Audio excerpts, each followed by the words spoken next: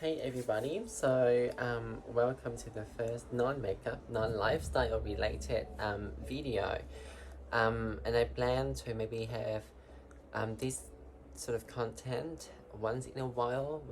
Maybe this should be called like, busting the myth or debunking some myth, around especially racism, discrimination, and other inequality issues.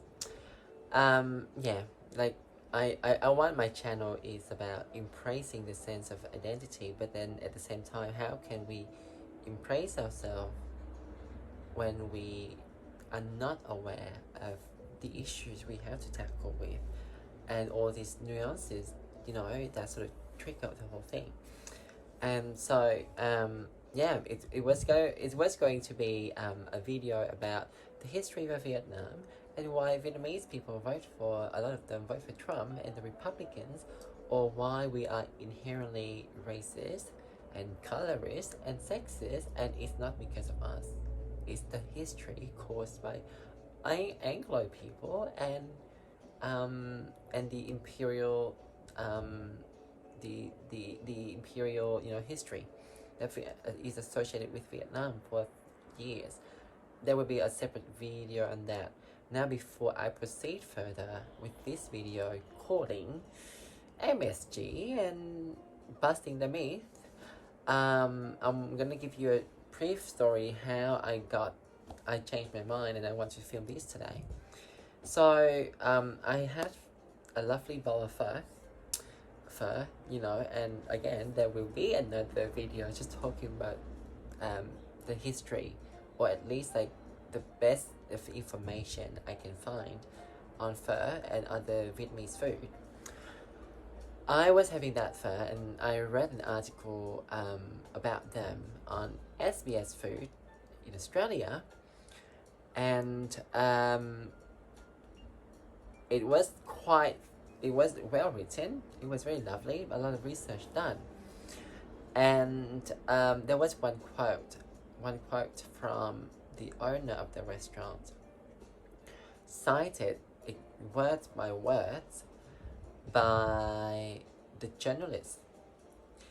And in this article, it says, let me just look it up. Here you go. The main difference between the original recipe and Yuen's is that the Melbourne branch is free from MSG and uses Australian beef.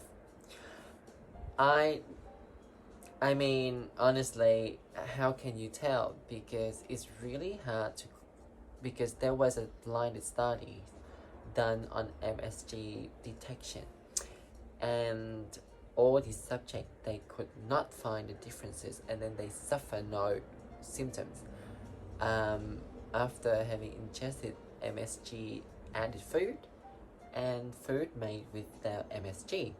So personally for me, I was in the same boat as the owner herself, and just like a lot of people being misled by the whole MSG thing. And then in this article, it further says, Duane says, and quote, "Our vision focuses on two factors. The first one is we want to bring the most authentic, original pho in Vietnam to Melbourne." Again, I don't know how pho could be, like, even Vietnamese people themselves, we do fight over who invented pho, just like the Chinese and the Italian fight over who invented noodles and dumplings, or what comes first, the chicken or the egg. I mean, scientifically speaking, the egg came first, and it was an egg of a chicken-like dinosaur or like a chicken-like bird. However, but then that's the thing, like, how could you say that it's original? So there's already a bit of bias in there, but again, just like everybody else, we all have pride of where we come from. I have no issue with that. But then, here you go, this is the one that really got me thinking the most. And the second is that we focus on healthy food with no MSG. Now this is a bit problematic because it insinuates this particular stereotyping associated with a lot of Asian food or East Asian food in specific, that is MSG. Now MSG scientifically chemically called named monosodium glutamate. It's so glutamate is a prefix, and then there's variants. There are variants. So you can have like calcium glutamate, you can have potassium glutamate, and so forth. But then monosodium glutamate is commonly used because it's more palatable. It was invented in the 1908 by a Japanese scientist called Ikeda, and he was trying to isolate and duplicate the complex flavor compounds found in kombu, which is a Japanese seaweed, which again you can find in miso. MSG itself is a naturally occurring substance which can be found in tomatoes, in cheese, in miso, in minestrone, in beef gravy, in roast dripping. And before food science actually advanced and progressed, we used to have 4 basic tastes, which were salty, like saltiness, sweetness, bitterness, and sourness or acidity, and then umami, which is a modern term and umami is the flavor that sort of elevate meaty dishes and things like that. And imagine if you cook mushroom long enough, like when you caramelize them really well in the pan, and there's Maillard reaction, there's caramelization on it, it's brown, and you taste it, there's a bit of that sort of umami. That's the flavor. So it's commonly found, and in Australia and in New Zealand, is food company is forced to label it as flavor enhancer 621.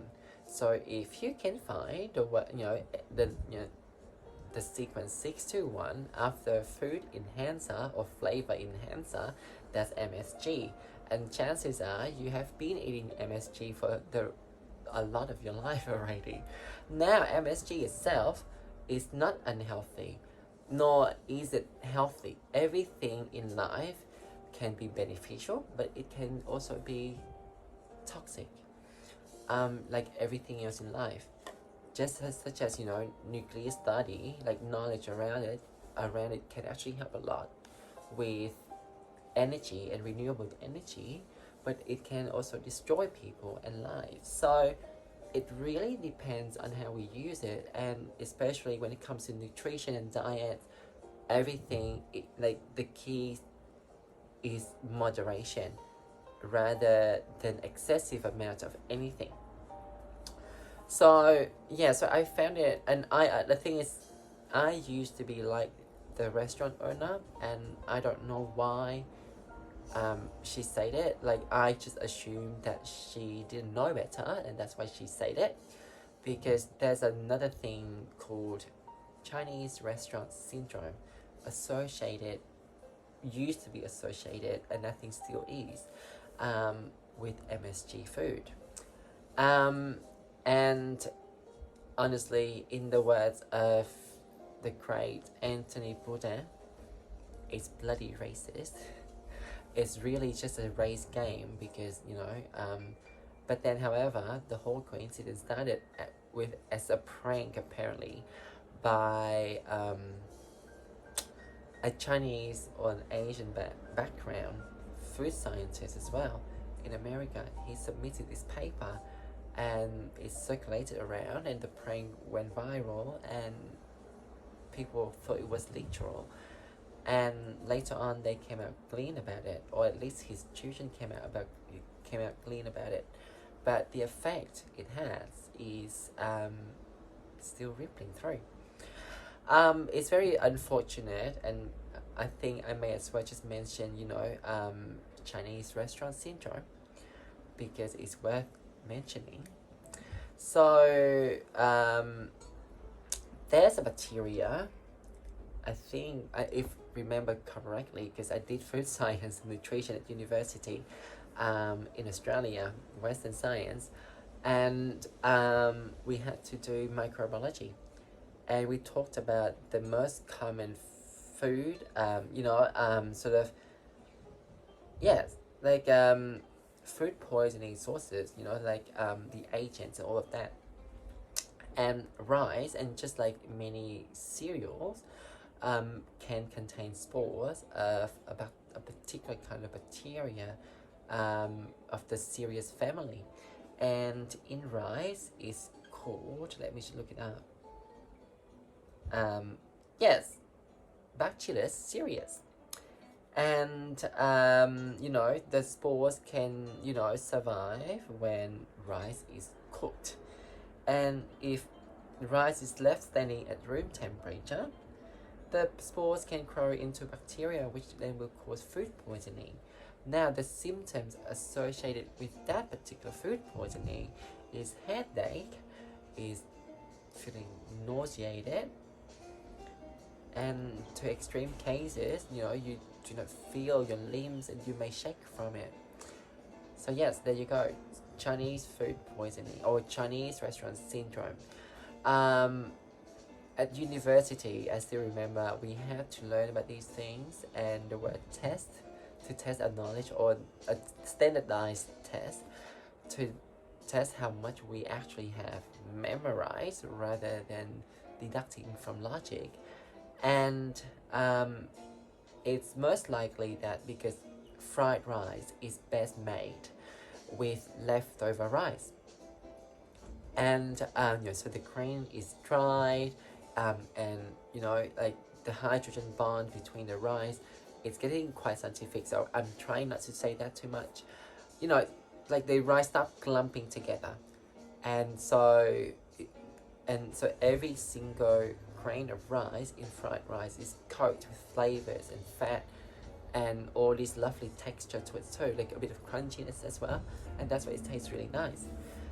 So now, because the spore can survive even when cooked, which means, and especially with leftover rice and in the commercial scale, a lot of the time I used to work in a Chinese restaurant for like 8 years in the kitchen. Sometimes like when it's busy, especially on the weekend, they had to quickly stash the rice into the fridge as soon as they finish cooking.